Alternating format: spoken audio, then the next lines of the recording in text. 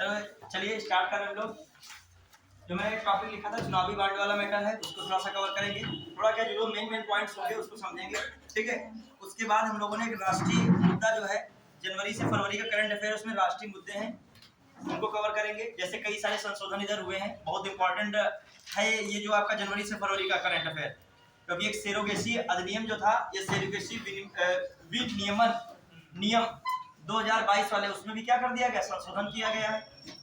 एक आपका हाल ही में जल प्रदूषण रोकथाम तथा नियंत्रण अधिनियम 1974 चल रहा था 1974, जो पीसीएस 2023 के प्रीलिम्स में कोई क्वेश्चन आया था। जल प्रदूषण रोकथाम और नियंत्रण अधिनियम कब लागू किया, डायरेक्ट जिसको पता था 1974 टिक मार के क्वेश्चन सही कर लेता। क्लियर? तो वो वाला भी इसमें संशोधन हो गया। सोचिए मतलब इतने 1974 वाला जो कानून है उसमें क्या कर दिया गया है, संशोधन। तो महत्वपूर्ण है क्योंकि पूछा जा रहा है, तो ये भी महत्वपूर्ण है। इधर जो देखेंगे चुनावी बांड वाला मैटर आया है, सुप्रीम कोर्ट ने जो है आपका एसबीआई से पूरा डाटा मांगा है चुनावी बांड संबंधित, वो वाला मैटर है, उसको भी कवर करेंगे। जो अन्य मुद्दे हैं जैसे अंतरिक्ष क्षेत्र में एफडीआई को कितना कर दिया गया, 100% कर दिया गया है। तो मतलब ये सारे क्वेश्चन इंपॉर्टेंट है। अभी जो है उसमें देखिएगा, अपडेट रहिएगा। जो सब लोग देख रहे हैं जिसको नहीं पता हो वो 11 नंबर पेज पे पहुंच गए। राष्ट्रीय लिखा होगा बहुत बड़ा बड़ा ऊपर राष्ट्रीय। और भी बहुत चीजें हुई हैं, जैसे इसमें देखोगे अभी चला है यूनानी चिकित्सा के संदर्भ में बहुत बड़ा बदलाव किया गया है। सम्मेलन हुआ है, समझौता हुआ है, सेंटर फॉर बायोलॉजिकल हैदराबाद के समझौता हुआ, उसको पढ़ोगे। आयुष मंत्रालय के अधीन यूनानी चिकित्सा आती है, आप लोग जानते भी होंगे, ठीक है। तो उसके संदर्भ में पढ़ेंगे, कई सारी इंफॉर्मेशन है। तो कहने का मतलब ये नहीं चुनावी बांड को हम लोग 1.5 घंटा पढ़ते चले जाएंगे। अभी आपको जो है पूरी पीएचडी नहीं करनी है, लेकिन हाँ जानकारी होनी चाहिए, इससे क्या क्वेश्चन बन सकते हैं उसका महत्वपूर्ण यहाँ पर ज्ञान होना चाहिए। क्लियर? चलिए आते हैं, हम लोग स्टार्ट कर रहे हैं। प्रयास किया करिए जो है कि एक रात को पढ़ने का अपना बनाइए रूटीन, एक सुबह उठने का जो बन पाए तो बनाओ। कोई कसम नहीं खाओगे यदि रात भर जगे हो। क्योंकि दो तरीके के लोग होते हैं, एक होते हैं परिणामवादी, एक होते हैं परिणाम निरपेक्षवादी या नियमवादी। नियमवादी कहते हैं कि हम प्रातः 4 बजे उठेंगे, जैसे शादी में 2 बजे आए, शादी से 2 बजे घर आए, लेकिन हम उठेंगे कितने बजे, ताकि वो उनका नियम है।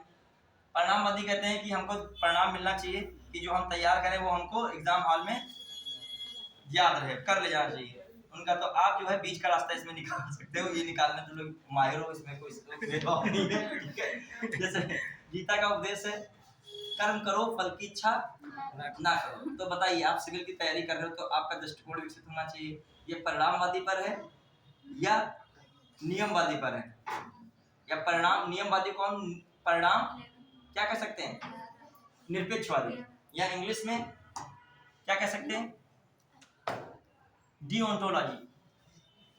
और जो है परिणामवादी को कहते हैं टेलियोलॉजी। क्या है, गीता कहती है क्या, गीता का जो है वचन है कर्म करो फल की इच्छा ना करो। ये किस पे, परिणामवादी पे जाएगा या जो है नियमवादी पे जाएगा, परिणाम पे जाएगा। तो फल की इच्छा करो, तो फल की इच्छा करो मतलब परिणाम तो पाओ। परिणाम क्या है यहाँ पे, फल। तो फल की इच्छा नहीं बात करो तो किस पे है, मतलब नियम है तुम्हारा क्या करना, कर्म करना। तो इसे थोड़ा सा कॉमन सेंस रखिए की जरूरत पड़ेगी आपकी मेंस में, एथिक्स में। हाँ आइए अब हम लोग स्टार्ट करें चुनावी बांड के सिलसिले में जितनी भी महत्वपूर्ण बातें वो सब चर्चा करेंगे, ठीक है। और आपको ज्ञान पूरा है, और आपको साथ साथ जो है कह सकते हो एक ज्ञान होता है, एक क्या होता है योग्यता होता है, क्या होता है प्रतिभा होती है। तो आप में हमारी समझ से तीनों चीजों का क्या है मिश्रण है, ज्ञान भी है, प्रतिभा भी है, और क्या है योग्यता है। तो हम लोग पढ़ रहे हैं सिविल की तैयारी वास्तव में वही कर पाएगा, वरना 2-4 दिन सपने देखेगा फिर वो नहीं पढ़ पाएगा। कि वो जहाँ उसने देखा कि हिस्ट्री भी पढ़नी है, ज्योग्राफी पढ़नी है, साइंस भी पढ़नी है, तो बीच में उसका आत्मविश्वास टूट जाता है। आप लोग पढ़ रहे हो, पूरा सत्र पढ़े हो, मेहनत से पढ़े, तो इससे ये पता चल रहा है कि आप लोग जो है तैयारी करने के मूड में हो। लक्ष्य आप जो है एक चीज होती है लक्ष्य, लक्ष्य को हम लोग क्या कहते हैं सही भाषा में, साध्य, क्या कहते हैं, और ये आपका क्या है साधन। तो साध्य क्या हो गया आपका, यूपीएससी या यूपीएससी आरओ एआरओ। अब इससे नीचे ना लिखो ठीक है, अब तुम्हारा मन लेखपाल में लिख देंगे, सब बढ़िया है। राज्यपाल तो सबसे बढ़िया है, तो सबसे लेखपाल अब हम यहाँ इसलिए लिख रहे हैं क्योंकि जब आप इतना ऊंचे सोच चुके हो तो फिर फॉर्म भरना वो आपकी इच्छा है, वो आपकी स्वतंत्रता है, बहुत सारी मूल अधिकार है, तो आपका जो भी मन होगा कर सकते हैं इस मामले में। लेकिन फिलहाल के लिए हम लोग इनको टारगेट करके चल रहे हैं। देखिए ये आपका क्या है, साध्य है, उद्देश्य है।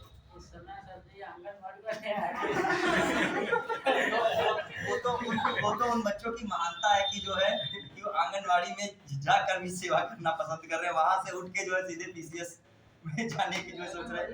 तो हाँ, उन्होंने बताया कि ये लिंग भेदभाव आधारित आंगनवाड़ी की व्यवस्था है, ठीक है।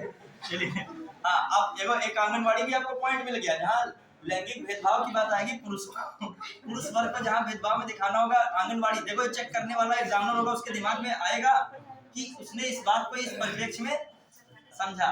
अरे वो बात अलग हो, छोटे बच्चों को जो है पोषित पल्लवित जो इतनी अच्छा महिलाएं करती हैं, शायद आप उस स्तर में न कर पा जाए, आपका जो धैर्य उस स्तर का ना हो, आपके अंदर सेवा करने का भाव महिलाओं की अपेक्षा कम हो। लेकिन ये भी कहना गलत है कि यहाँ पर भी भेदभाव हो रहा है जो कहा जाए, ठीक है। चलिए हाँ, अब आइए जो आपका साध्य क्या है, आपका यूपीएससी है। साधन क्या है, रेगुलर पढ़ाई करना, कोचिंग पढ़ना और नोट्स पढ़ना और अपने आप में चिंतन करना कैसे क्या तैयारी हो रही, तो आप अच्छे साधनों से ही साध्य को क्या कर सकते हो, इस संदर्भ में देखा जाए प्राप्त कर सकते हो। मैं यहाँ पे प्रधानता किसकी दे रहा हूँ, पहले साधन की। साधन इसका माध्यम है, मतलब यहाँ पे प्रधानता में मैं किसको दूंगा, साधन को, साध्य को दूंगा। बताइए साध्य को दूंगा कि साधन को? मैं प्रधानता दे रहा हूँ यहाँ पर साधन को। क्यों प्रधानता साधन को दे रहा हूँ, क्योंकि जहां पे तुमने अच्छी मेहनत करना शुरू किया, डेली पढ़ना शुरू किया, चिंतन करना शुरू किया, तो साध्य के क्या हो जाओगे, खुद ही पास पहुंच जाओगे। तुम क्यों उद्देश्य बनाए रहो, बीच का जो साधन का मतलब ही क्या करते चलो, तो भी तो नहीं बच जाएगा। गांधी जी, विवेकानंद किसको मानते थे, महत्व देते थे, साधन को कि साध्य को? डिफरेंस है, क्वेश्चन गांधीवाद में आता है। नहीं, साधन को किसको मानते थे, कहते थे बुरे साधनों से अच्छे साध्य तक नहीं पहुंचा जा सकता है। तो मतलब कि किसकी उन्होंने फोकस किस पे किया, साधन पे। मतलब उनका कहने का मतलब ये था कि अच्छे साधनों से ही क्या कर सकते हो, जो है साल तक पहुंच सकते हो। फोन खराब हो गया, उसमें जो कुछ चल ही नहीं रहा है, जो है टच नहीं काम कर रहा है इसका। हाँ देखिए ऐसा हो गया, चलिए नया भैया नहीं सर, इसका डिस्प्ले। हाँ अब बताइए, अब हम लोग चल रहे हैं अपने टॉपिक पे, कौन है चुनावी बांड, ठीक है। आपका दृष्टिकोण कुछ भी हो सकता है, जैसे विवेकानंद जी हैं, गांधी जी किसको प्रधानता दे रहे थे, जो है साधन को। वैसे चाणक्य किसको प्रधानता दे रहे थे, किसको दे रहे थे, साध्य को। और आप किसको प्रधानता दे रहे हो, किसको दे रहे हो, साधन को। अब आइए इस संदर्भ में देखें, जो गीता का जो ये वचन है कि कर्म करो फल की इच्छा ना करो, किसको बता रहा है, कर्म करो फल की इच्छा ना करो। बताइए, साधन को बता रहा है, फल की इच्छा ना करो, मतलब किसको, कर्म करो, साधन को बता रहा है क्या करो, कर्म करो फल की इच्छा ना करो। चलिए कोई बात नहीं, आप दृष्टिकोण विकसित किए, धीरे धीरे सब होगा। चलिए अब आइए हम लोग देखते हैं कि चुनावी बांड में क्या क्या मैटर हो रहा है। देखिए 2017 में हम लोग चले, सबसे पहले अरुण जेटली उस समय वित्त मंत्री होते हैं, उन्होंने एक घोषणा की, कब, 2017 में। क्या घोषणा की थी, बहुत पहले की चर्चा है। जैसे मैंने पढ़ा था यूसी, जो आपका पढ़ा यूसीसी, तो उसमें बीजेपी सरकार ने 2019 में घोषणा पत्र जारी किया था, उसमें कहा था कि अयोध्या मंदिर बनवाएंगे। फिर क्या कहा था, 370 को क्या करेंगे, खत्म करेंगे, और यूसीसी को क्या करेंगे, लागू करेंगे। तो उसमें दो उनके एजेंडा क्या हो चुके हैं, और वो होना इनका बाकी है। अब जो है ये तुम ही लोग बता सकते हो कि नागरिक में तुम ही लोग हो, अपना बहुमत जिधर होगा, यही तुम लोगों के अकॉर्डिंग तभी तो मैटर रुका है, क्योंकि इसमें जो है जल्दबाजी करना उचित भी नहीं है, कि जो है बात दंगे की नहीं होती, बात जो है दंगा करना तो सरकार का कार्य है, सभी नागरिकों को सुरक्षा देना। इस संदर्भ में सुरक्षा व्यवस्था की बात की ज्यादा उचित है। लेकिन जो है दंगा करना नहीं, अंदर से संतुष्ट है नागरिक की नहीं, बहुत चीजें होती हैं, बहुत सारा बैलेंस दिखाता है। प्लस कॉन्स्टिट्यूशनल कोई तो मैटर नहीं फंस रहा है, फिर कोई याचिका में चला जाए, डाल दे जाके कि जो है आर्टिकल 29 क्या हो रहा है, उल्लंघन हो रहा है, 25 में चला जाए, वो सारे मानक देखे आते हैं। जैसे आपने वो पढ़ा था उत्तराखंड का अभी जो पारित हुआ था यूसीसी, तो उत्तराखंड बहुत कल्चर पे चलता है, लेकिन उसमें लिविंग इन रिलेशनशिप विवाह को क्या दी है, मान्यता प्रदान की है। जो मान्यता ये ना प्रदान करे तो इस मैटर के संदर्भ में कहाँ चला जाएगा, सुप्रीम कोर्ट, हाई कोर्ट, जीवन जीने का अधिकार, फंस जाएगा मैटर। तो उसके संदर्भ में उन्होंने क्या कर दिया, उसको मान्यता प्रदान कर दी। अब आइए देखा जाए जो लिव इन रिलेशनशिप और जो इससे पहले जो एक विवाह होता है, समाज और कह सकते हो संवैधानिक हर तरीके से एक मान्य कि उसके लिए भी पंजीकरण होता है। हालांकि रिलेशनशिप में पूरी जानकारी दी जाएगी। अब इसमें भी दो बात हैं, एक है आपका आत्मनिष्ठ है और दूसरा क्या है, वस्तुनिष्ठ। वस्तुनिष्ठ वो होता है जो समाज द्वारा बनाए गए नियम होते हैं, तो वो जो है कह सकते हो परंपरावादी होते हैं। तो एक हिसाब से उनके लिए जो ये क्या है रिलेशनशिप यहाँ पे गलत है, उस संदर्भ में, संविधान के संदर्भ में नहीं। और जो आत्मनिष्ठ हैं, जिनके अपने विचार हैं, नई पीढ़ी के लोग हैं, उनको लग रहा है कि ये क्या हो सकता है, सही हो सकता है। तो बहुत सारी चीजें होती हैं। देखो जो आप वो बनेंगे, आप जो सिविल स्टूडेंट बनेंगे, तो आपका दृष्टिकोण बहुत ज्यादा विकसित होना चाहिए। विकसित नहीं होना चाहिए, मतलब विकसित तो हर कोई का होगा, बहुत मतलब आपकी थिंक जो है बैलेंसिंग होनी चाहिए बिल्कुल। अब मैं कह दूं आपसे सपोज दैट कि बहुत सारी चीजें नैतिक आपके ऐसे मूल्य होते हैं जो समय के अनुसार, परिस्थिति के अनुसार और स्थान के अनुसार क्या है, बदलते हैं। आप अभी चले जाइए ठंडे क्षेत्रों में, आप शुद्ध शाकाहारी हैं, शाकाहारी हैं, आप ठंडे क्षेत्रों में चले जाएंगे तो आप कहोगे जीवों की वहाँ बहुत हत्या हो रही है। तो आप एग्रीकल्चर लैंड से गए थे तो वहाँ पे गेहूं वगैरह था, और वहाँ पे गेहूं वगैरह नहीं है, तो उनके लिए हंटिंग लाइफ या हंटिंग स्टाइल या हंटिंग लाइफ में जीना उनके लिए कोई वो मूल्य नहीं है। मारो खाओ, दया का वहाँ कोई सीन नहीं है, क्योंकि वो अपने जीवन को प्राथमिकता उस जीव के जीवन से ज्यादा दे रहे हैं। तो ये सब चीजें तो है अपने मूल्य मतलब संदर्भ में। वही आपकी भी स्थिति ये है, शांति चल रही भारत में, शांति व्यवस्था एक हिसाब से, तो आपका मूल्य क्या है, प्रगति करना। अभी युद्ध सब चलने लगे तो हर तरफ साहस की बातें होंगी, जाओ वीरगति को प्राप्त हो, बस। अभी जो है उस समय क्या चल रहा होगा, क्योंकि आपका मूल्य बदल गया उस समय। अभी समय के अनुसार आप बाबा से बात करो, आप अपने मित्र से बात करो, उनकी बातें अलग होंगी, आपकी पर्सनल बातें क्या होंगी, और आपको लगेगा बाबा हमारे ठीक आजकल के अनुसार नहीं है। कभी बाबा थे अपने पापा के अनुसार ठीक नहीं थे, वो सिस्टम है समय के अनुसार। अब देखो चुनावी बांड 2017 में अरुण जेटली इसकी क्या करते हैं, चर्चा करते हैं, घोषणा करते हैं चुनावी बांड के बारे में। उसमें ये बात कहते हैं कि राजनीतिक पार्टियों को कैश की जरूरत होती है, वो कैश चंदा के माध्यम से उपलब्ध होना चाहिए। 17 में बात हो रही है। फिर बात आ रही है 2017 में जो बजट आया, उस बजट में क्या चर्चा हुई, बजट में बात की गई किसकी, चुनावी बांड की। अच्छा, ये जो चुनावी बांड की जेटली ने बात की कि पार्टियों को कैश के रूप में चंदा मिले, बात ठीक थी, लेकिन कैश क्या हो सकता है, उसमें काला धन का भी मैटर आ सकता है, इतना पैसे संबंधित पारदर्शिता नहीं भी रहेगी, कैश में बहुत सारी चीजें आ सकती हैं। अब आइए दूसरा मैटर, जो कैश का मतलब जैसे है कि मैंने आपको 10,000 रुपए दिए, सपोज दैट, ठीक है, 10,000 रुपए आपको यदि मिलते हैं बच्चों, तो मैंने आपको दिए, आपने हमसे लिए, तो हमारे बीच आपकी बात रही, थर्ड पर्सन है, थर्ड पार्टी नहीं जान रहा है, कैश में ये दम है, सपोज दैट। लेकिन जहां भी आपको मैंने 10,000 रुपया क्या किया, ऑनलाइन पेमेंट किया, आपको मैं साइन करके दूं या ना दूं, लिखा पढ़ी में पूरी डिटेल क्या हो गई, थर्ड पार्टी को। हालांकि डाटा दोनों लोगों के पास है, मैं मुकर नहीं सकता हूँ कि मैंने तुमको 10,000 रुपए नहीं दिए थे, वो मुकर नहीं सकता मुझे 10,000 रुपए नहीं मिले थे, और एक थर्ड पार्टी भी जान रही है कि ये 10,000 रुपए लेन देन हुआ है। जैसे अभी आज न्यूज़पेपर में था कि निर्वाचन आयोग ने ये नियम इधर कर दिया, उत्तर प्रदेश की बात की जा रही है, पूरे संदर्भ में इंडिया की होगी जब निर्वाचन आयोग बात कर रहा है। कहा है कि खासकर लखनऊ न्यूज़पेपर में देखा था, लखनऊ की हेडलाइन में, कि 1 लाख रुपए से ऊपर का लेन देन करते हो तो चुनाव आयोग को क्या देनी होगी, इसकी जानकारी देनी होगी इस समय के दौरान, वरना 1 लाख रुपए की तो कोई वैल्यू नहीं है, उसका करोड़ कितना ट्रांजेक्शन होता है, ठीक है। तो मतलब इस संदर्भ में कहा गया कि क्यों चुनाव आयोग को जानकारी देनी होगी कि आपका लेन देन कहीं इससे ऊपर का 1 लाख या 1 लाख से अधिक का लेन देन की बात हो रही है, कहीं इससे ऊपर का लेन देन कहीं ना कहीं उस व्यवस्था को तो नहीं प्रभावित कर देगा जो चुनाव को निष्पक्ष कराना है, बिना भय, बिना लोभ, बिना लालच के चुनाव कराना है, इन मूल्यों को बचाए रखना इसीलिए किया जा रहा है। अब आइए जो हम लोग देखें तो 17 में बात हुई थी चुनावी बांड की, लेकिन किस प्रकार की, कैश द्वारा क्या किया जाए, चंदा, लेकिन उसमें बात आ रही थी ब्लैक मनी की, बात आ रही थी पारदर्शिता की, तो इस बात को क्या कर दिया गया, इस तरीके के चुनावी बांड को क्या कर दिया गया, कैंसिल। इसमें संशोधन किया गया बजट में इसमें संशोधन क्या, नया रूप लाया गया, बजट में कहा गया 2,000 रुपए तक की तुम किसमें दे सकते हो, कैश में दे सकते हो, लेकिन इससे ऊपर यदि आप पेमेंट करते हो तो इलेक्ट्रॉनिक माध्यम हो, क्या हो, इलेक्ट्रॉनिक माध्यम से करोगे, और इलेक्ट्रॉनिक माध्यम से आप क्या लोगे, चुनावी बांड खरीदोगे।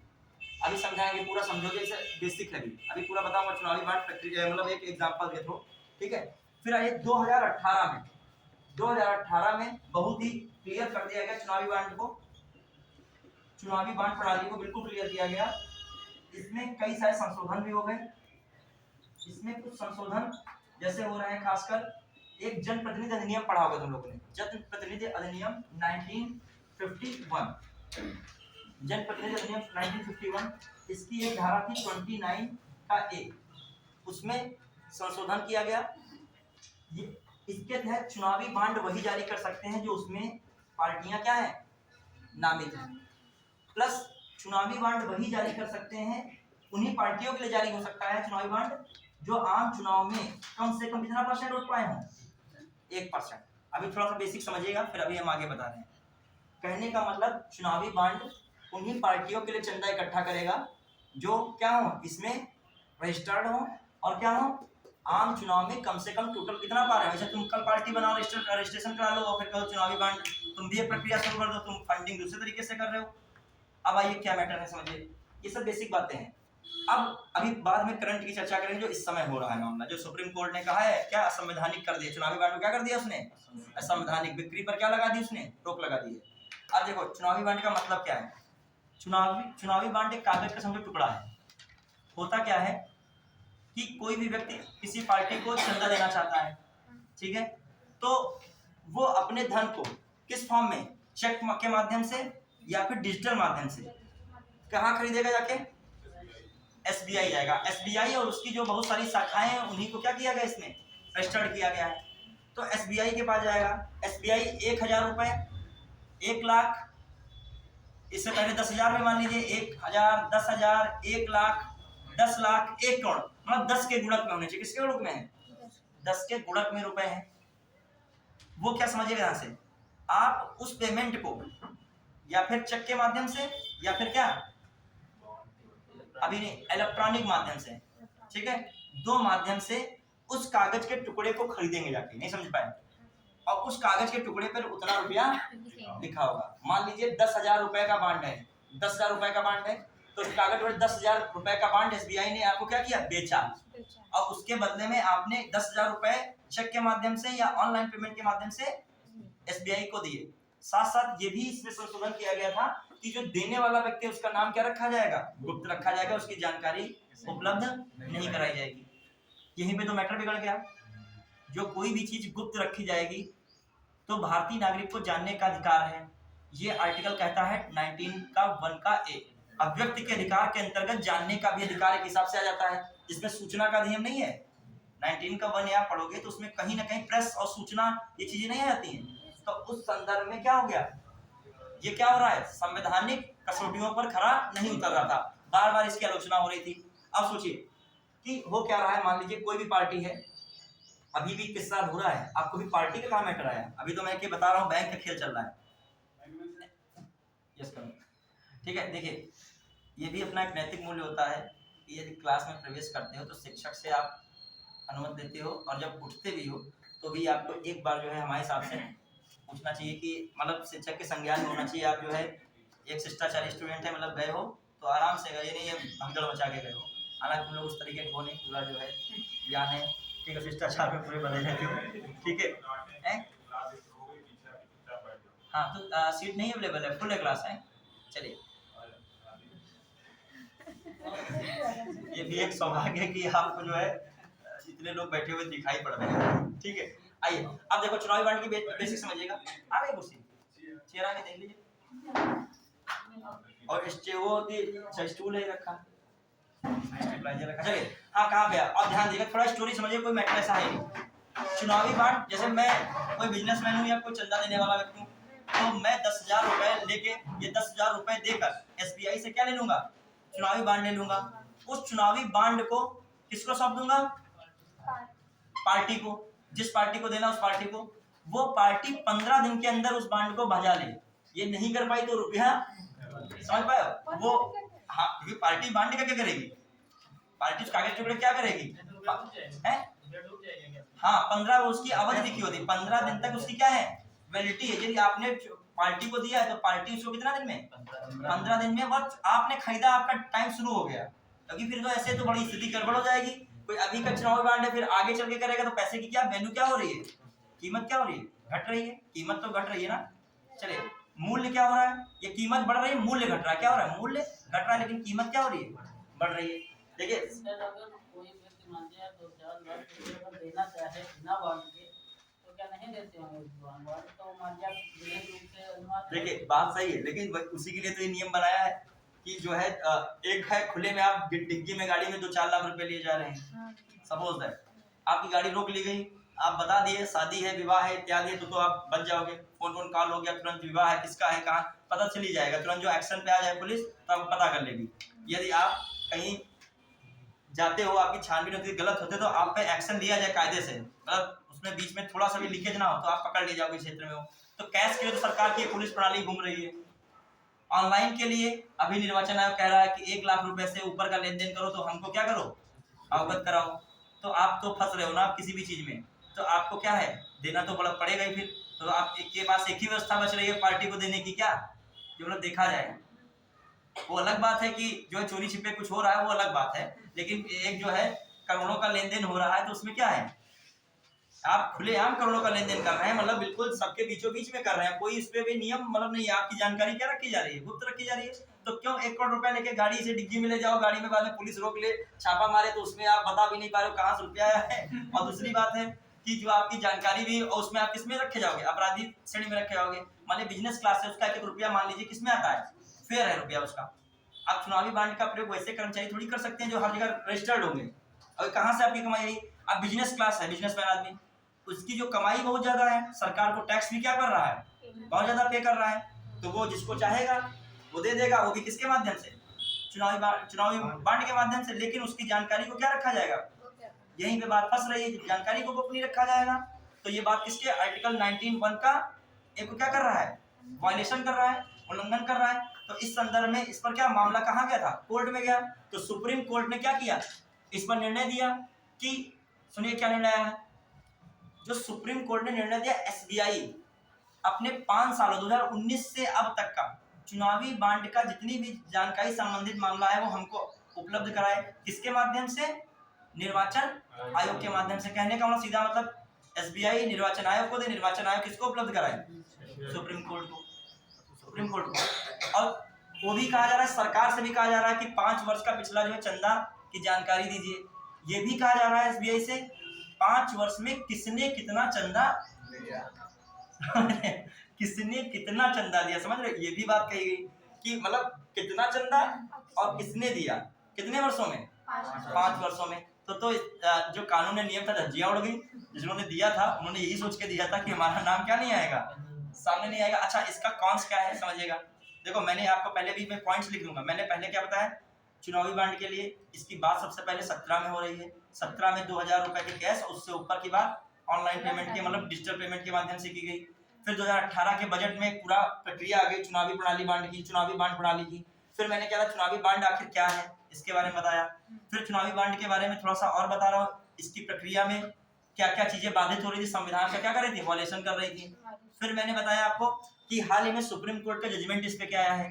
उसने क्या दिया है, एसबीआई से कहा है क्या, 5 सालों का जो हमें क्या चाहिए, डेटा चाहिए चंदा वाला, ठीक है। प्लस उसमें किसको इंक्लूड करते हुए, चुनाव आयोग को। साथ साथ सरकार से भी कहा है 5 साल का जो कितना चंदा मिला है। साथ साथ ये भी कहा गया है कि जो है 5 वर्षों में कितनी पार्टी को, मतलब जो कितनी पार्टी का किनके द्वारा कितना चंदा प्राप्त किया गया है। अब जो किनके द्वारा कितना चंदा प्राप्त किया, कॉमन सी बात, कितनी पार्टी तो अपने आप उसमें आ जाएंगी, कौन किसको देगा होगा। अच्छा जब एक बना था नियम तो उसने इस बात को कहा था कि आपकी जानकारी को क्या रखा जाएगा, गुप्त रखा जाएगा। तो सीधे कंट्रोवर्सी किसके बीच है, सरकार और इस आधार पर सुप्रीम कोर्ट ने चुनावी बांड को क्या कर दिया है, असंवैधानिक घोषित कर दिया था। बिक्री पर क्या लगा दी है, रोक लगा दी है। तो आपसे प्रीलिम्स में क्वेश्चन तो ये बन सकता है। अच्छा जो चुनाव के संदर्भ में सुप्रीम कोर्ट का इंटरफेयर है, कौन सा आर्टिकल कहता है थोड़ा ये भी बता दीजिए, इसको और कॉन्स्टिट्यूशन जोड़िए। कल मैंने पढ़ाया था चुनाव संबंधी कोई भी मामला होगा विवाद संबंधित 329 में कहा गया है। तो उसमें किसको इंटरफेयर करने का अधिकार है, हाई कोर्ट को नहीं था, किसको था अधिकार, तो वो भी अपनी जगह पे, सुप्रीम कोर्ट भी कह रहा है मैं तो गलत नहीं हूँ। और मूल अधिकार में ये भी कहा जाता है अतिक्रमण करने का अधिकार सरकार को नहीं है। कौन सा अतिक्रमण हो रहा था? 19 का 1 का ए हो रहा था। सरकार ने बहुत सारे संशोधन किए, बहुत सारे कंपनी 2013 का कंपनी अधिनियम में सरकार ने संशोधन किया। इसके कई सारे जो लॉज हैं, सब लॉज हैं, उसमें क्या किए गए? संशोधन किए गए।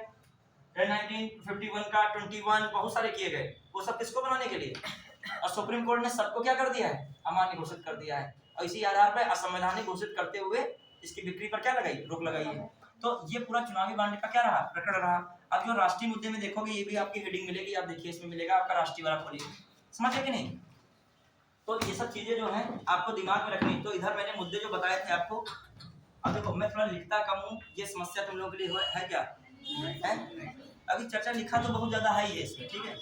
हाँ, और बाकी मेरा देखो, अब जो लिखने का पॉइंट रखा जाए, जो मान लीजिए आपको मेंस की दृष्टि में आए, क्योंकि देखो कोई भी चीज पढ़ो तो थोड़ा सा आप जो है प्रीलिम्स पर्सपेक्टिव में तो पढ़ते ही हो।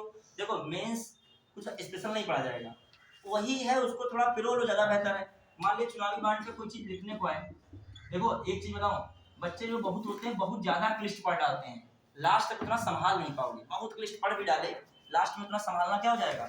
बहुत सॉफ्ट पढ़ो, हर चीज को बहुत आराम से। जैसे जो कह दिया जाए 19वीं सदी में सामाजिक धार्मिक सुधार आंदोलनों में महिलाओं की स्थिति में सुधार के संदर्भ में विवेचना कीजिए। तो आप एकदम मार हाज पार दिमाग को ना लो, मार से दिया ये महिलाओं के संदर्भ में वो कौन सा अधिनियम ले, रिलैक्स होके करो। 19वीं सदी में क्या किया गया? अंधविश्वास है, आपका बहुत सारी सामाजिक कुरीतियां हैं, खासकर महिलाओं संबंधित, वही आपको पता है, बस लिख नहीं रहे हो, बस आपको पता सब है, उससे लिखने वाले से ज्यादा आपको पता है, लेकिन आप पिरो नहीं पा रहे हो। सब क्या हुआ? पर्दा प्रथा, विधवा विवाह, क्या है आपका सती व्यवस्था, सती प्रथा, जैसे बहुत सारी चीजें थी, उन पर क्या किया गया? बाल विवाह, इनको क्या किया? समाप्त किया गया। इसके संदर्भ में बहुत सारे भारतीय समाज सुधारकों द्वारा कई सारे क्या किए गए? प्रयास किए गए। इन्हीं प्रयासों में एक चित्र खींच दो झटाक से, इन्हीं प्रयासों में बहुत सारे क्या बने? कानून। जैसे ही आप करोगे कानून बनाने का, बस खटाक से दिमाग में पता है आपको कानून, बस डिजाइन बना दो, एक क्या निकाल दो?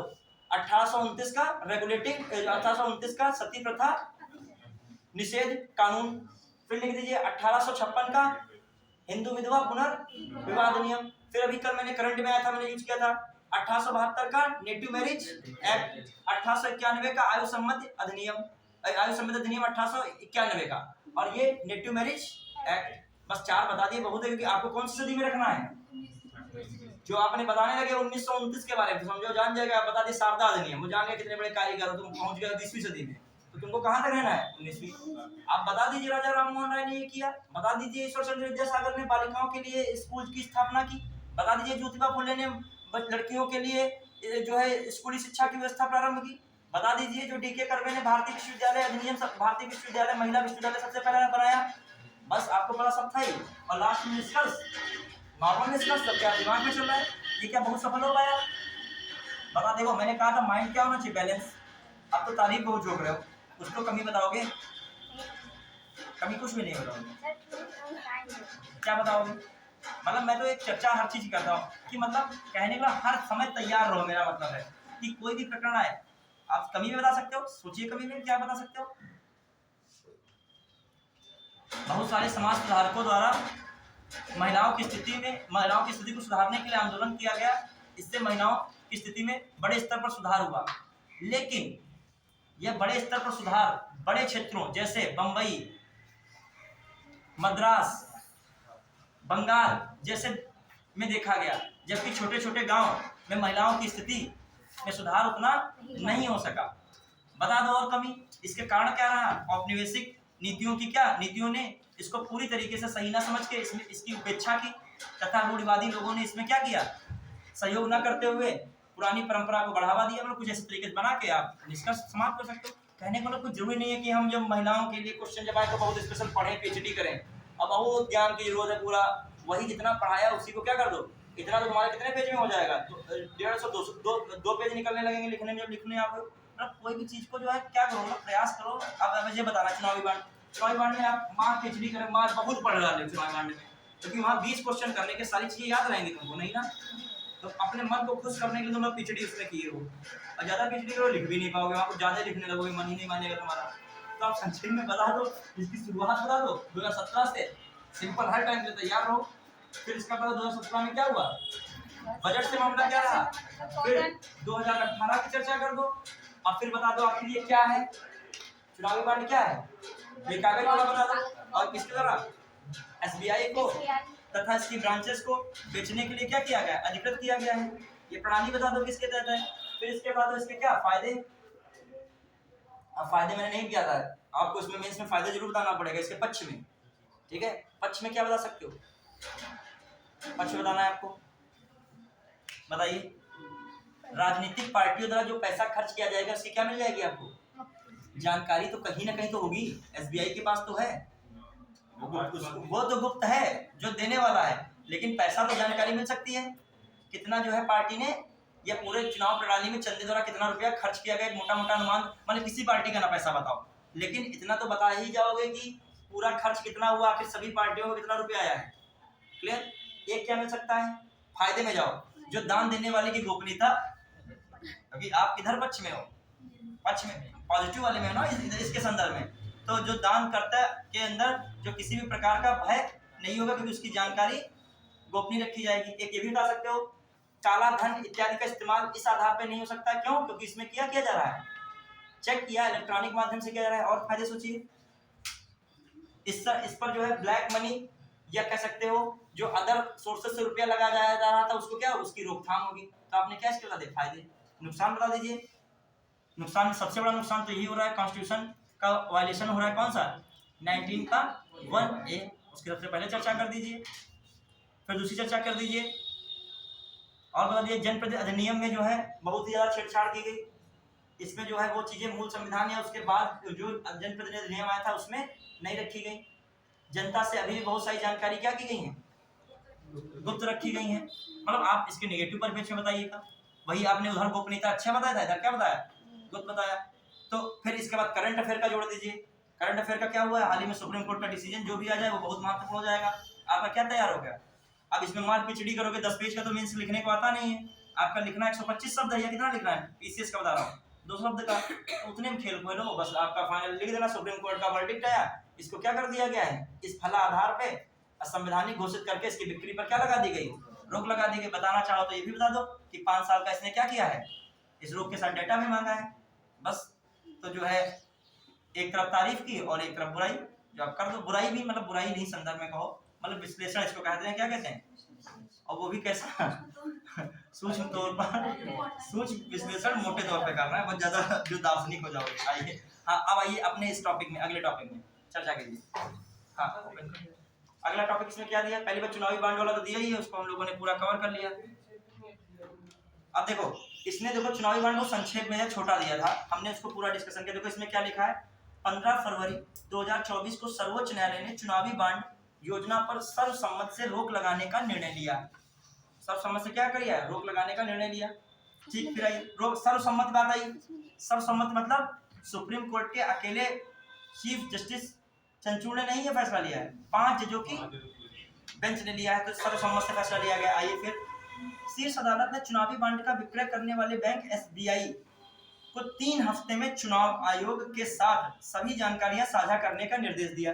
जो मैंने अभी बताया था आपको, मतलब एसबीआई प्लस किसके द्वारा? साथ चुनाव आयोग। फिर आ जाइए, एसबीआई वर्ष 2023 से लेकर अब तक की सारी जानकारियां चुनाव आयोग को देगा था इन, तथा आयोग इन जानकारियों को कोर्ट को क्या करेगा? प्रेषित करेगा। अब जब कोर्ट को मिलेंगी, कोर्ट तो कॉमन सी बात है, सबके सामने क्या करेगा? उजागर करेगा। कोर्ट इसीलिए तो मांग रहा कि हम जो गोपनीयता वाला जो बनाया है वो क्या कर दे, हम खत्म कर दे, तभी तो कोर्ट मांग रहा है प्रेषित किया जाए। आइए अगला, फैसला सुनाते हुए सीजीआई ने कहा कि चुनावी बांड सूचना के अधिकार का उल्लंघन है। सूचना के अधिकार का मैंने कहां से जोड़ा था? 19 का 1A। वैसे सूचना अधिनियम तो अलग चीज है, कानूनी बात है, वो कानूनी अधिनियम है, 2005 में सूचना अधिनियम है, लेकिन उससे जोड़ोगे तो 19 का 1A निकल आएगा। फिर आ जाइए, फैसला सुनाते सीजीआई ने कहा कि चुनावी बांड सूचना के अधिकार का उल्लंघन। अच्छा, सूचना अधिनियम का भी विरोध करना। सूचना अधिनियम के अंतर्गत कोई भी जानकारी आप मांग सकते हो, चाहो कोई भी जानकारी आप नहीं होता चलता है आपका हर विभाग में जो है क्या कहते हैं उसे, जो जानकारी मांगने के लिए क्या चलता है, जो है पोर्टल वगैरह चलता है, मुख्यमंत्री पोर्टल, उसमें पूरी जानकारी मांग सकते हो, क्या जानकारी चाहिए आपको इस विभाग में, इसमें क्या जानकारी है, कौन कितना मद में पैसा खर्च हो रहा है, सारी जानकारी मांग सकते हो। हाँ फिर आइए, तो ऐसे इसकी भी जानकारी मांग सकते थे, लेकिन इसमें प्रक्रिया नहीं थी, तो किसका उल्लंघन हो रहा है? सूचना अधिनियम 2005 कहता है कि आपको जो है सरकार से संबंधित कोई भी मामला गोपनीयता के अंतर्गत नहीं रखा जाएगा। सब कुछ मामला आप क्या कर सकते हो, जान सकते हो, बशर्ते रक्षा इत्यादि को क्या करके छोड़कर। ठीक है, अब तुम पूछ रहे हो कितनी गन है इस समय, तो उत्तर प्रदेश पुलिस के पास किस टाइप की गन है पूरी तुमको जानकारी दी, कितना मसाला है आपके पास, बारूद गोली, ठीक है, ये जानकारी नहीं। मांगने को दे दें छूट, तो ये सबसे पहले जानकारी मांगी जाएगी। ठीक है, आइए फैसला सुनाते हुए सीजीआई ने कहा। अब आइए, साथ ही सर्वोच्च न्यायालय ने सरकार से पिछले 5 वर्षों के चंदे का हिसाब किताब देने के लिए भी कहा है, ये भी मैंने बताया था। अब निर्वाचन आयोग को यह जानकारी देनी होगी कि बीते 5 वर्षों में किस राजनीतिक दल की बात आ गई, किस राजनीतिक दल को किसने कितना चंदा, तो किसने कितना चंदा दिया, उसमें राजनीतिक दल तो अपने आप आ ही जाएंगे। फिर आ जाइए, चुनावी बांड एक वचन पत्र है या धारक बांड है, वही मैंने बताया कागज टुकड़ा, वचन पत्र या धारक बांड एक उपकरण है जिसकी किसी भी व्यक्ति या कंपनी द्वारा खरीदा जा सकता है, बशर्ते यह व्यक्ति या निकाय भारत का नागरिक और भारत में निगमित हो। तो ये बात जो है पूरी की गई कहाँ पे, इस पूरे प्रकरण में। मैंने आपको पूरा बताया, इसमें तो वो संक्षेप में लिखा है। अब आइए अगला टॉपिक कौन है, बहुत इंपॉर्टेंट क्वेश्चन बन सकता है, ये लिखा है ना, क्वेश्चन ऐसे सरल आ जाए, वन लाइनर ही आ जाए, ऐसे कहीं कि हाल ही में किस क्षेत्र में एफडीआई को 100% कर दिया गया है, तो कौन है, अंतरिक्ष क्षेत्र। ठीक है, इसे महत्वपूर्ण बातें पढ़ेंगे, बाकी तो इसमें बहुत कुछ है। जो है 2024 को अंतरिक्ष क्षेत्र में प्रत्यक्ष विदेशी निवेश नीति में संशोधन को मंजूरी दी है। संशोधन नीति के उद्देश्य के अंतर्गत उदारीकृत प्रवेश मार्गों का उद्देश्य संभावित निवेशकों को अंतरिक्ष में भारतीय कंपनियों में निवेश करने के लिए आकर्षित करना है। 100% एफडीआई की अनुमति कर दी गई है। थोड़ा संक्षेप में भी पढ़ेंगे। देखो, इसमें सिंपल ये कर दिया गया है कि जो अंतरिक्ष क्षेत्र में भारतीय कंपनियां हैं उनमें जो निवेशक आकर्षित हो सके, तो इसीलिए जो बाहरी लोग निवेश करेंगे आके, एफडीआई उनके लिए कितना खाता, पूरा क्षेत्र कितना खोल दिया है, 100% तक वो क्या कर सकते हैं, इसमें निवेश कर सकते हैं। ठीक है, चलिए अब आइए अगला, सार्वजनिक परीक्षा विधेयक। देखो आजकल चर्चा में रहता है, जितना आपके लिए मुकाबला कठिन है कि परीक्षा में पास करके नौकरी पाना, उतना आजकल आयोगों के लिए भी कठिन हो रहा है कि सकुशल परीक्षा संपन्न कराना। ये लाइन बड़ी कठिन हो गई है, सकुशल संपन्न परीक्षा संपन्न कराई गई। ठीक है, इस तिथि को सकुशल संपन्न, तरस गए हैं आयोग बेचारे जो है, तो इसके संदर्भ में ये भी महत्वपूर्ण हो जाता है कहीं ना कहीं। ठीक है, देखिए क्या है, एक राज्य नहीं है, हर जगह हो रहा है ये। बिहार हुआ, झारखंड हुआ, उत्तर प्रदेश हुआ, एमपी हो रहा है, मतलब ज्यादा सब चल रहा है मामला। चलिए इस पे जो है क्या मामला है, आप ही लोग बता सकते हो, क्या चर्चा में चल रहा है। ऑफलाइन की जगह ऑनलाइन कर देना चाहिए, ऑनलाइन में और जानकारी नहीं मिलेगी, आपके हाथों से बहुत चीजें निकल जाएंगी। ये इसमें तो आपका जो है वो कागज का टुकड़ा लिए, उसको जो है आधार तो था वो जो टेलीग्राम में, उसमें तो इतना कंप्यूटर इत्यादि में छेड़छाड़ हो जाएगी, किसी थर्ड पर्सन जो वो कर रहा होगा व्यक्ति वही जान पाएगा और कुछ नहीं पता। उसमें टिक लग रहा है, शट डाउन हुआ, सारी चीजें क्या हो गई, एक साथ बंद हो गई, कोई डाटा छूटा नहीं। इसमें डाटा छूट जाता है, ये इनको भेजे, वो उनको भेजे, वहां से क्या होने लगा, वो और व्यवहार बढ़ने लगे, उसमें कोई एक गुस्सा गया पूरी कड़ी में, वहीं पे मामला क्या हो गया, बिगड़ गया। और जो गुस्सा है उसमें गुस्सा कोई मतलब ही नहीं है। चलिए कहाँ पे मामला है देखते हैं हम लोग। सार्वजनिक परीक्षा विधेयक क्या है, अनुसूचित साधनों की रोकथाम, अनुचित साधनों की रोकथाम। ठीक है, संसद ने सार्वजनिक परीक्षा विधेयक 2024 पारित कर दिया। अब देखो विधेयक पारित कर दिया तो 2024 रखिएगा दिमाग में, ये भी क्वेश्चन आ सकता है। विधेयक पारित हुआ है, सार्वजनिक परीक्षा विधेयक 2000 पारित हाल ही में पारित हुआ है, वहाँ ऑप्शन कभी कभी ऐसे था 2023, 24, 25, तो 23, 24 दोनों चीजें बहुत कंफ्यूज करेंगे। 23 में बहुत चीजें हुई थी और 24 में अब होना शुरू हुई है। फिर आ जाइए, सार्वजनिक परीक्षाओं से तात्पर्य संघ लोक सेवा आयोग, कर्मचारी चयन आयोग, रेलवे भर्ती बोर्ड, राष्ट्रीय परीक्षण एजेंसी, केंद्र सरकार के विभागों द्वारा आयोजित परीक्षाओं से है। यह कानून उन लोगों के विरुद्ध लाया गया जो इस परीक्षा प्रणाली के साथ क्या करते हैं, छेड़छाड़ करते हैं। विधेयक को उस उद्देश्य सार्वजनिक परीक्षाओं में अनुचित साधनों को रोकना है। अनुचित साधनों में प्रश्न पत्र या उत्तर कुंजी की अनधिकृत पहुंच या लीक होना, सार्वजनिक परीक्षा के दौरान उम्मीदवार की सहायता करना, कंप्यूटर नेटवर्क के साथ, देखो आ रही बात है, छेड़छाड़ करना, कंप्यूटर नेटवर्क के साथ छेड़छाड़ हो सकती है ऑनलाइन में। ठीक है, फर्जी परीक्षा आयोजित करना, फर्जी प्रवेश पत्र और प्रस्ताव पत्र जारी करना शामिल है। विधेयक के प्रावधानों के अनुसार अपराध करने पर, ये महत्वपूर्ण बनाई लिखी है, 3 से 10 वर्ष तक की क्या होगी, कैद होगी, और 10 लाख से 1 करोड़ तक का क्या होगा, जुर्माना होगा। जब 1 करोड़ रुपए ना दे पाएगा क्या होगा उसका। ठीक है, तो सारी संपत्ति का मूल्य उसका लगा दिया जाएगा, फिर कहा अगले जन्म में तुम जो है जो लेना तब देना। तो मजाक कर रहे हैं। हाँ, अब इसमें मामला क्या आ जाए, ये क्वेश्चन क्या लिखा है, मान लीजिए हेडिंग सार्वजनिक परीक्षा विधेयक। इससे मैं क्वेश्चन बना के पूछ रहा हूँ, बताइए आप। जो है हाल ही के दिनों में पेपर लीक का प्रकरण सामने आया, उसके संदर्भ में केंद्र सरकार द्वारा सार्वजनिक परीक्षा विधेयक 2024 पारित किया गया। अब बताना इसके अंदर पॉइंट। इस विधेयक के अंतर्गत परीक्षा केंद्रों पर उम्मीदवारों की सहायता, उत्तर कुंजी के साथ छेड़छाड़, पेपर लीक, कंप्यूटर संबंधी छेड़छाड़, इन मामलों के तहत एक अपराध बनाया गया है, यह अपराध घोषित किया गया है। सही है, क्योंकि ये एक अपराध है तभी तो इनके लिए क्या है, एक सजा है। फिर इस कानून के तहत अपराधी को 3 से 10 वर्ष की सजा तथा 10 लाख से 50 लाख रुपए तक का जुर्माना लगाया गया है। कितना है, 1 करोड़। तो ये याद रखेगा। मैं डाटा एक चीज इसलिए कर रहा हूँ क्योंकि ध्यान रखिए कि पीसीएस आजकल ये बहुत करता है, डाटा बहुत खेल खेलता है, डाटा का बहुत पास का डाटा कर देता है। क्लियर, उधर का उधर कर देगा, इधर का कहेगा इतना तो नहीं करेगा, वो इतना ही करेगा। कहेगा इतना बड़ा व्यापक आयोग है, इतनी छोटी तो नहीं बात रखेगा, इसका एक बदल दे अंक, लेकिन बदल देता है। सारी परीक्षाओं पे होगा, सारी परीक्षाओं ये जो जानते हैं, ये वही के केंद्र की, एक ये भी मैं लाइन जोड़ रहा हूं, सार्वजनिक लिखा है, देखो सार्वजनिक परीक्षा विधेयक, और ये भी किसका, केंद्र का। और केंद्र के देखिए इसमें लिखा है, उसने कौन सी सारी बॉडीज लिखी हैं देखो इसमें, और देखो केंद्र सरकार के विभागों द्वारा आयोजित परीक्षाएं। लास्ट लाइन इसमें क्या लिखी है, केंद्र सरकार द्वारा जो आयोजित विभिन्न विभागों या केंद्र सरकार के विभागों द्वारा आयोजित विभिन्न परीक्षाएं। देखो उसने कहा एसएससी, वो भी केंद्र की बॉडी हो गई, उसने यूपीएससी का, वो भी, फिर रेलवे, फिर जो है एनटीए, नेशनल टेस्टिंग एजेंसी, फिर कौन आपका हो गया, केंद्र सरकार के विभाग। किसके लिए है, केंद्र सरकार के। लोकसभा और राज्यसभा से भी उसका नहीं है, अपने वहाँ का जो है, मतलब अपने उत्तर प्रदेश का नहीं है, कहाँ का है, केंद्र। हाँ, एक राज्य अपना अलग होना है कानून। और उसमें जो है थोड़ा सा और बंद रखेगा जो है आजीवन कारावास, या जो है जो बहुत ज्यादा बड़े पैमाने पर आप दोषी पाएंगे तो फांसी भी हो सकती ही लिखने के बाद। वो जैसा निर्भर करता है, 15 वर्ष ऐसे भी मिलता है, 15 वर्ष या 20 वर्ष, 20 वर्ष में मिलता है, 20 वर्ष हाँ मिलेगा, 20 वर्ष हो जाएगा। कभी कभी सजा से पहले ही बहुत सजा पा चुके होते हैं लोग। अभी अजीब लग रहा होगा सुनने में कि निर्णय तब आता है कि वो दोषी है कि नहीं है।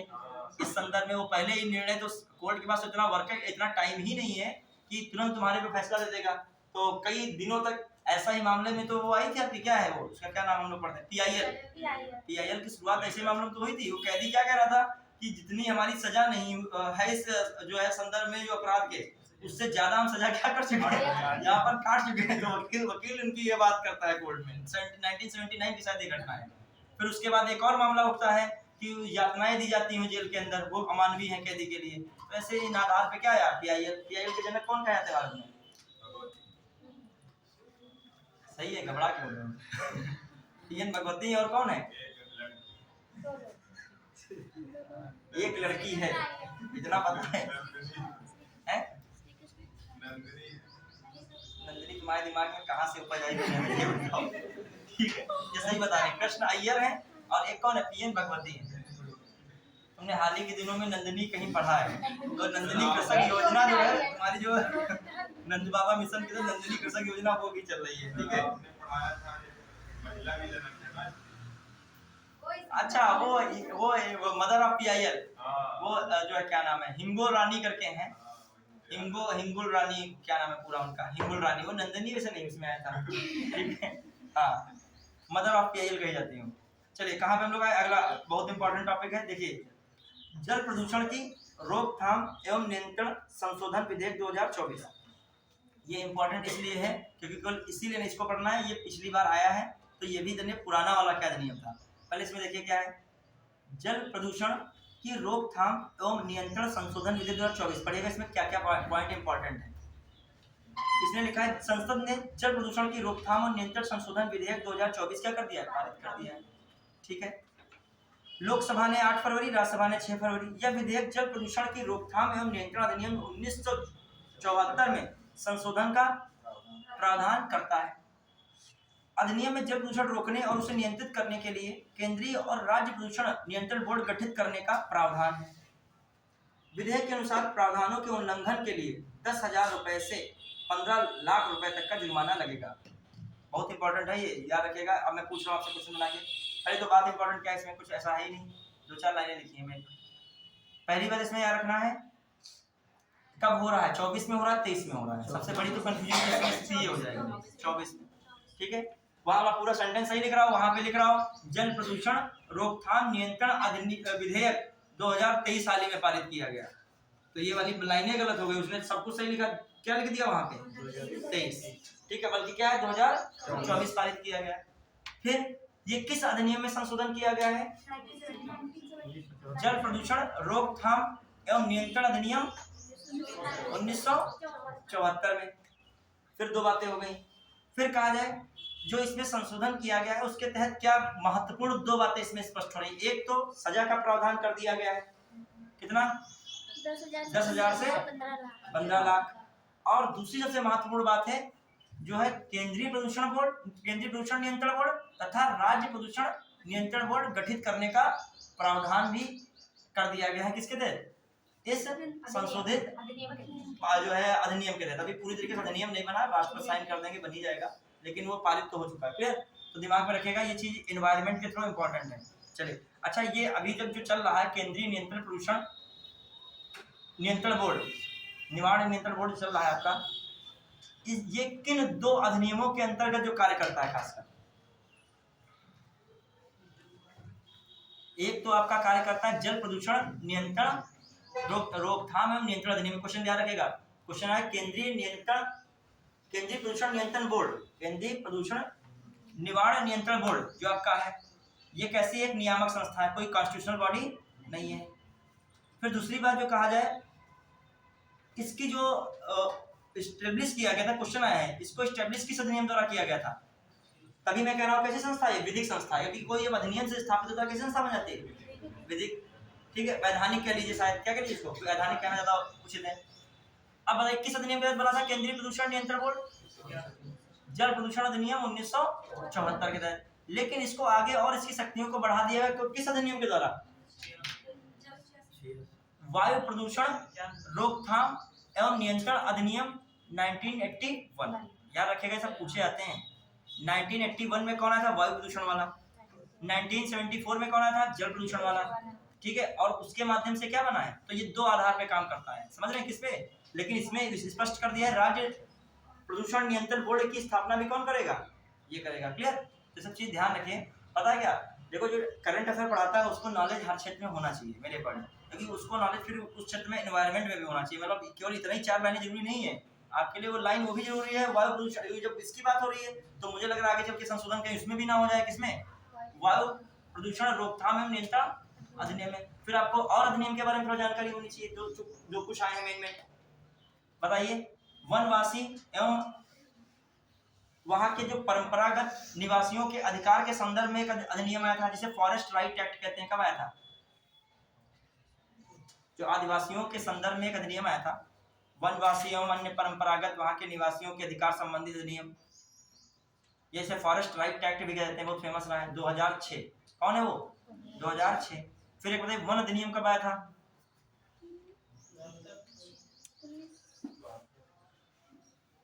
कब आया था, कोई बता रहा है? अच्छा, एक चीज है, आप लोग जो है भी मतलब तैयारी में है नहीं, वो चीजों में फंस रहे हैं। ये सब चीजें तो पक्का है, क्वेश्चन आउट है, क्योंकि हर बार आ जाता है। कौन? मैं अब तो 1 मिनट के लिए अधिनियम को लिखा, बहुत ज्यादा नहीं लिखा हूँ, 4-5 लिखाऊंगा। मेरे इतना हमारा विषय पढ़ाने का ये है नहीं, हमारा करंट अफेयर है। लेकिन जब यहाँ पे अधिनियम की बात आई है, मैं एनवायरमेंट कुछ अधिनियम बता रहा हूँ, ज्यादा तो नहीं, ठीक है। इधर के जो अधिनियम है, एक तो फॉरेस्ट राइट एक्ट, ठीक है, जो इसे वनवासी और वहां पर रहने वाले परंपरागत जो लोग हैं उनके अधिकार के बारे में बात करती है। करी जाती है। तो कौन है? 2006। फिर एक मैं बात कर रहा हूं सबसे पहले वन्यजीव संरक्षण, सबको ही पता है, वन्यजीव संरक्षण अधिनियम कब का है? ये भी भूल गए हो? 1972, ठीक है। हाँ, फिर आ जाइए। फिर जो है आपका पर्यावरण संरक्षण अधिनियम,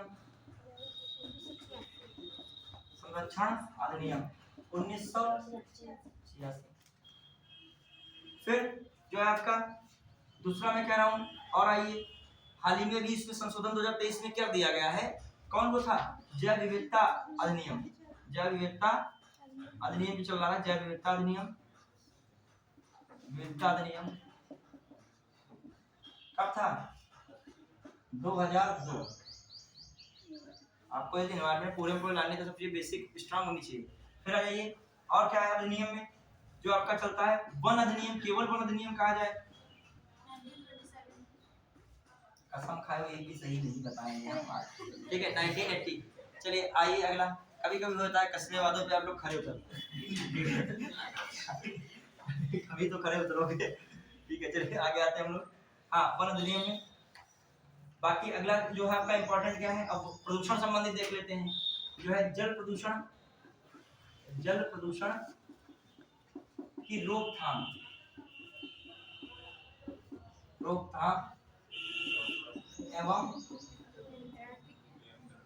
नियंत्रण अधिनियम जो है कौन है, कब है? 1974। बहुत जो है ये कसम जो है अब चीजें तोड़ दी है। ठीक है, हाँ, आई 1974।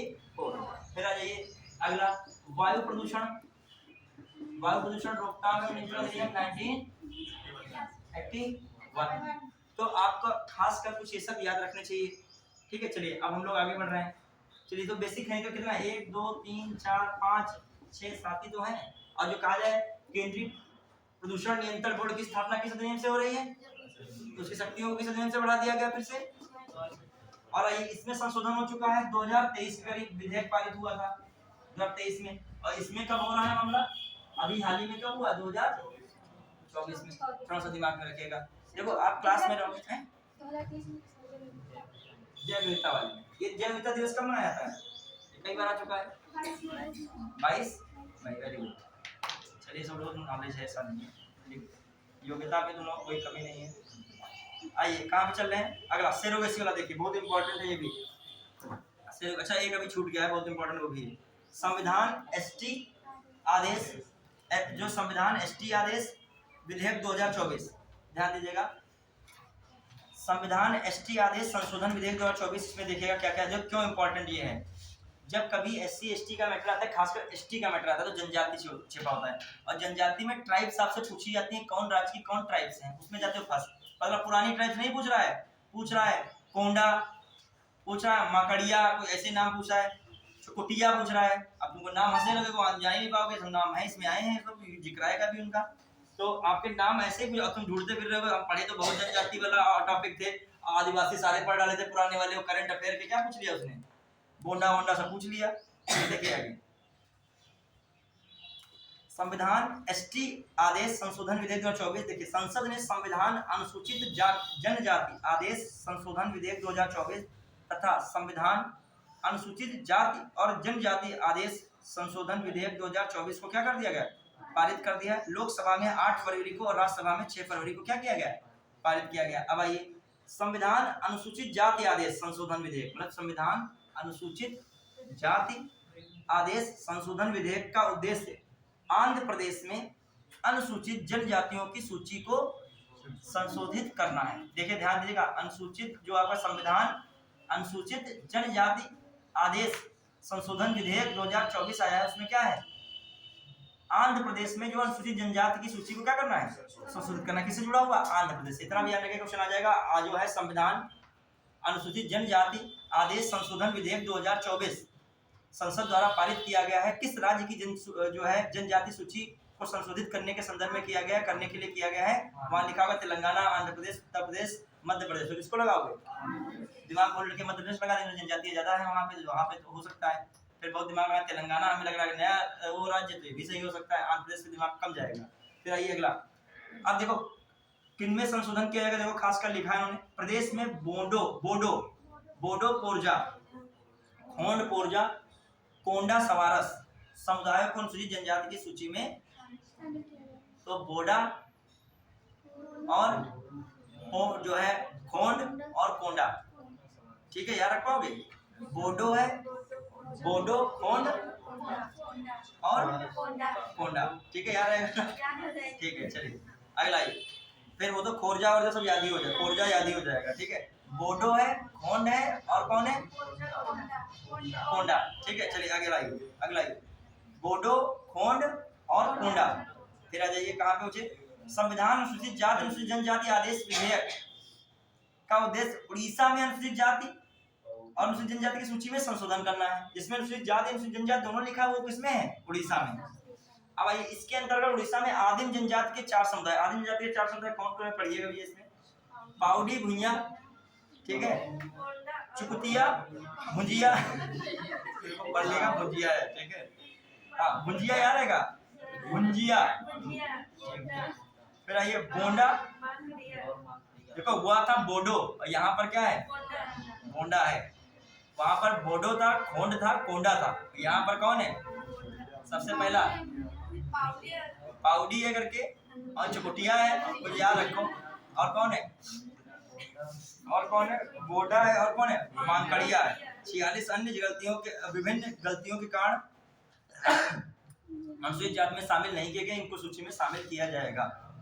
अब आपसे क्वेश्चन बनना है, मैं पूछ रहा हूँ, अब घुमा के आप पढ़ तो लिए हैं कायदे से ना? ठीक, पढ़ तो लिए हैं। मांकड़िया याद रहेगा, भुंजिया याद रहेगा, और आपका चुकुटिया याद रहेगा। चुकुटिया याद रहेगा, बचपन में काटते थे कि नहीं? कुछ याद करने का तरीका रखो, बहुत सा तुमसे कहा जा रहा है। और जो याद कर भी रहा है उससे कह दो कि यार तुम सुना तो जो कोई कह रहा हो, तुमसे पूछे कि सारी बिल्कुल सही से बता दोगे तो हम तो नहीं बता पा रहे हैं, तो आप एक बार बता दीजिए, हम शायद उच्चारण आपसे करना क्या कर ले, सीख ले। तो शॉर्टकट है, भुंजिया है, चुकुटिया याद रखिए, उधर कौन है? मांकड़िया याद रखिए, दूसरा कौन है क्या फेमस? पाउडी है, ठीक है, और बोंडा है, ठीक। उधर साइड में बोडो है, खोंड है, कोंडा। आप हंस रहे हो, आप उनका कल्चर है, उनका नाम है, सब तुम्हारे नाम लेते हो, हंसते हो, टिंकू रिंकू है करते हो, ठीक है। ये चिंकू आ, ये क्या नाम है? सर ये कोई नाम है क्या? ये क्या नाम है? वो कहीं 10 बार उल्टा पुल्टा बोलेंगे वो, ठीक है। इसमें से किसी नाम ले लें गुस्सा आ जाए, इसीलिए हम अपना ही नाम ले रहे हैं, ठीक है। तो तुम लोगों के अंदर एक नैतिक मूल्य बहुत ज्यादा। अब देखो वो आपका विचार है कि जो है फीमेल में लेना पसंद करते हो, कि आपको इसका मतलब पसंद जो है नहीं, देखो तुम्हारे साथ नहीं हुआ होगा, मैं बता रहा हूँ। अब किसी को जो है फीमेल में इंटरेस्ट ज्यादा रहता है तो फीमेल लेना पसंद करेगा, पुरुष में भी होता है सर। अब फीमेल को फीमेल पसंद भी होता है, ये भी होता है। अब कोई मेल लेना ज्यादा पसंद करता है, वो फीमेल का भी नाम प्रयास करता है क्या ले मेल ग्रुप में। अब भी मैंने बताया तो था, एक जो एंकरिंग लड़की करे थे उसका नाम क्या था? चाहत। अब तुम जो है चाहत नाम दे दिया जाए तो इसमें लड़के को समझोगे लड़की को समझोगे। अब तुम्हारा दृष्टिकोण कैसा है कि तुम्हारे दृष्टिकोण में पुरुष पहले आता है या पहले क्या आती है? महिला पहले आती है। वो आपका विचार है, जो आपका जो है पर्सनली, ठीक है। आइए, हाँ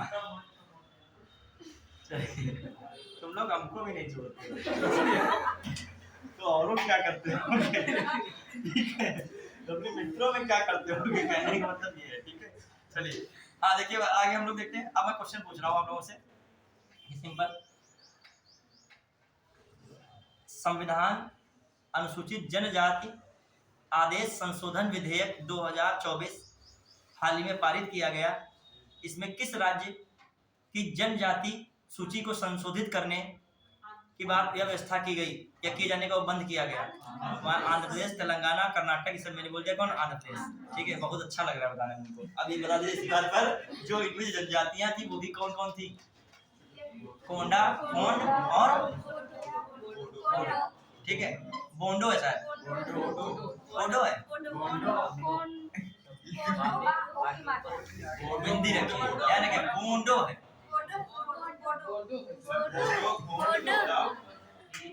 बोडो चल नहीं रखी है तो कोई बात नहीं, बोडो। अब बोडो कंफ्यूजन होता है, एक बोडो वहां वाला भी है, बोडो लैंड कहाँ? असम, ठीक है। आइए अगला मैटर क्या है, दूसरा मैं पूछ रहा हूँ। संविधान अनुसूचित जाति तथा अनुसूचित जनजाति आदेश संशोधन विधेयक 2024 हाल ही में उड़ीसा, मध्य प्रदेश, छत्तीसगढ़ राज्यों को अनुसूचित जाति एवं अनुसूचित जनजाति सूची में संशोधित करने के लिए संसद द्वारा पारित किया गया है। सही है लाइन? ये सही है। मध्य प्रदेश, उड़ीसा, तो सुनो मैंने कहा मध्य प्रदेश, उड़ीसा, छत्तीसगढ़, मैंने केवल लाइन क्या बोलनी चाहिए थी? उड़ीसा, ठीक है। इसके अंतर्गत 6 आदिम जनजातियों में सही करने की बात की गई है। तो यही तो मैं पूछ रहा हूँ तुमको, तो हमें पता है 4 ही है, तो इसमें तुमको पता है, ये अच्छी बात है। हमको हराना यहाँ पर तुम्हारे लिए जीत है, ठीक है। कि तुम्हारी विजय किसमें है, हमारे जो गलत को पकड़ लेने में, ठीक है। हाँ आइए, तो यहाँ पर तुमने 4 होना चाहिए, कितनी आप जो है हम बोल रहे हैं इसमें 6। फिर आइए, मांकड़िया, खोंड, चकोटिया, भुजिया इत्यादि जनजातियां आंध्र प्रदेश से संबंधित हैं। किससे संबंधित है?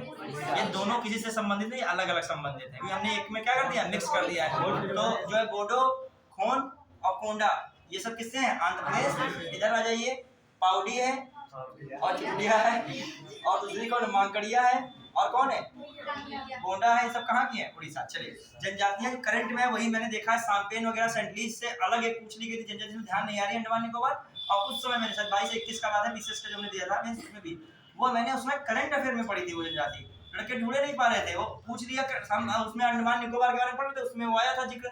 जैसे अभी हम करंट अफेयर में अभी समीक्षा अधिकारी पढ़ रहे थे कि एक आया था अयोध्या शोध संस्थान, हम अलग से नहीं पढ़े थे उसको, अभी यही जो है दृष्टि में पढ़ रहे थे। कहीं लाइन लिखी थी अयोध्या, इसमें मिल जाएगी, हम लोग फोटो भेज देंगे, वो कहीं छोटा सा किनारे लिखा है, पढ़ते चले जाओ। तभी मैं पूरा संक्षेप में आपको पढ़ाने का प्रयास करता हूँ। जब कोई इसमें कट पेस्ट करें तो कट पेस्ट में क्या होता है कि बस मेन चीजें निकल पाती हैं। ऐसे आपने पढ़ा तो मेन, लेकिन नजरें तो पढ़ी कम से कम बोंडो मांकड़िया पर 4 या 6 तक, तो क्लियर। तो उसमें हमने पढ़ा अयोध्या शोध संस्थान 1986, और वही जो है सुबह पढ़ा था करंट अफेयर पूरी रिवीजन में, और वही हमको कब दिखी वहाँ पे एग्जाम कॉल में, मेन मैथ की कॉलम आया था, उतने कठिन नाम थे, उससे बहुत कुछ एलिमिनेट हो रहा था। फिर हमको सब नहीं पता था, लेकिन 2 या 3 पता चल रहे थे, 2 पता चल रहे थे, बन रहा था 2 या 3 में, मतलब एक तो बिल्कुल नहीं पता था। और जो अयोध्या वाला हो जाता पक्का नहीं पता, तो पक्का क्वेश्चन नहीं कर पाते।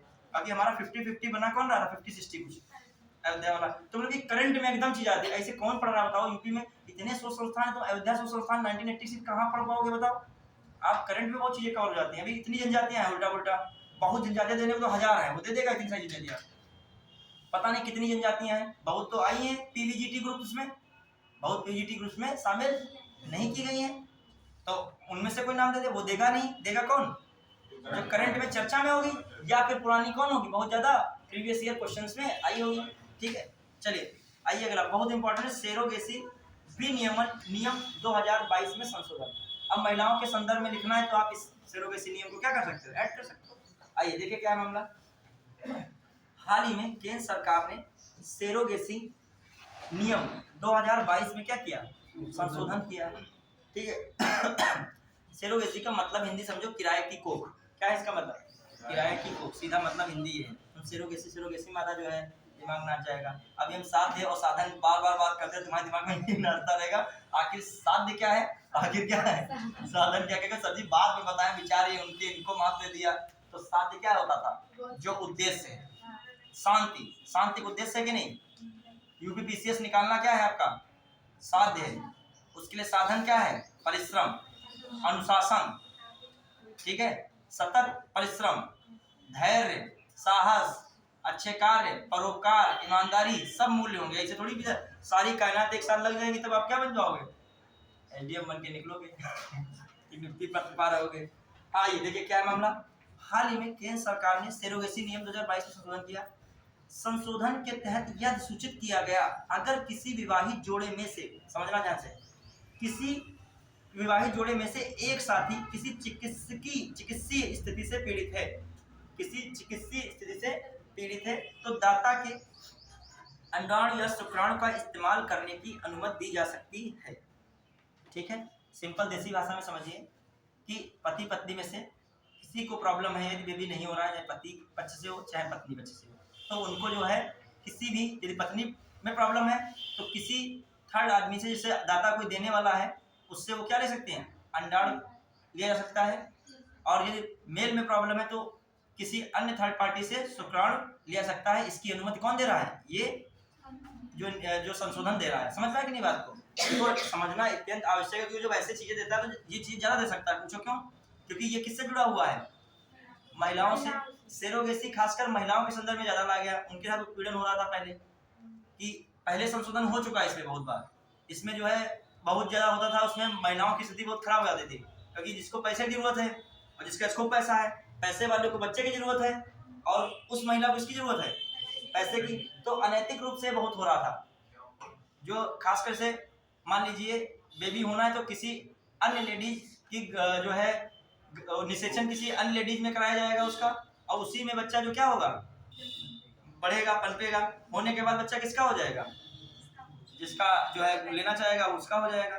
तो मतलब एक हिसाब से किराए की और जो है अमीर लोग जो अपना शरीर अपना बॉडी जो क्या रखेंगे, फिट रखेंगे। एक कारण प्रॉब्लम भी हो सकता है, एक कारण क्या हो सकता है, बॉडी को, ठीक है। तो ये सब चीजें हैं, उसमें बहुत सारे प्रावधान बना दिए गए हैं, ये बहुत सारी जानकारी देनी होगी, या कुछ नियम बनाए गए हैं जैसे वैश्यावृत्ति इत्यादि में, या कोई उत्पीड़ित महिला है उसके संबंध में ऐसा नहीं है कि उसको इस नियम में बदल के ले आओ, बहुत सारे प्रावधान किए गए, उसमें संशोधन किया गया है। तो फिलहाल के लिए इसमें क्या किया गया है कि दो में से एक जो पीड़ित होगा तो उसके संबंध में शुक्राणु या अंडाणु दाता द्वारा लिए जाने की क्या हो जाएगी, अनुमति हो जाएगी। देखो टेस्ट ट्यूब बीबी कॉन्सेप्ट अलग है, वो कॉन्सेप्ट है उसका जो है निषेचन कहाँ होता है, वो टेस्ट ट्यूब में होता है, ठीक है, वो निषेचन अलग होगा। हालांकि विकास जो होगा बच्चे का, भ्रूण का विकास वो माता के गर्भाशय में ही होगा, लेकिन वहां पर गर्भाशय में ही क्या होगा, बच्चे का विकास होगा, डिफरेंस है इसमें, ठीक है। चलिए अगला क्या मामला है, संशोधन के तहत अधिसूचित किया गया हो चुका है। संशोधित नियम के अनुसार जिला मेडिकल बोर्ड को यह प्रमाणित करना होगा पति या पत्नी में से कोई एक चिकित्सीय स्थिति से पीड़ित है। देखो ये प्रमाणित करना होगा, नहीं तो फिर वही बन जाएगा, बता देंगे फर्जी की ये है और समस्या ये नहीं होगी, वाकई में बता देंगे। तो इसके लिए क्या है, जो कितना मतलब भारत में कोई नियम बनाया था तो सरकार और कानून समझ चुका है, भारतीय लोग कितने जो है टेक्निकल हैं काम चीजें बताने में, वो जान चुके हैं कि आप लोग नैतिक रूप से अब सही नहीं हो, ठीक है। आज़ादी के बहुत दिन हो चुके हैं जब तक हम लोग जो है पूरा 100 साल मनाओगे आज़ादी के, तब तक जो है आपका पता नहीं किस हिसाब से नैतिक विकास हो चुका होगा। जब आज़ादी मिलने वाली होगी तो सब कहते होंगे कि कैसे भी देश आज़ाद हो जाएगा, हम लोग स्वतंत्र देश में रहेंगे, बहुत कुछ करेंगे, देश का विकास करेंगे, ठीक है, रोज सौगंध खाते होंगे ठीक है। चलिए हाँ, अब देखिए इसमें कहा गया है सेरोगेसी से गुजरने वाली एकल महिला विधवा या तलाकशुदा को सेरोगेसी प्रक्रियाओं का लाभ उठाने के लिए स्वयं के अंडे और दाता शुक्राणु का उपयोग करना होगा। स्वयं के अंडे अथवा दाता शुक्राणु का क्या करना होगा, उपयोग करना होगा, ठीक है। भारत में सेरोगेसी को विनियमित करने के लिए सेरोगेसी अधिनियम 2021 में लाया गया था।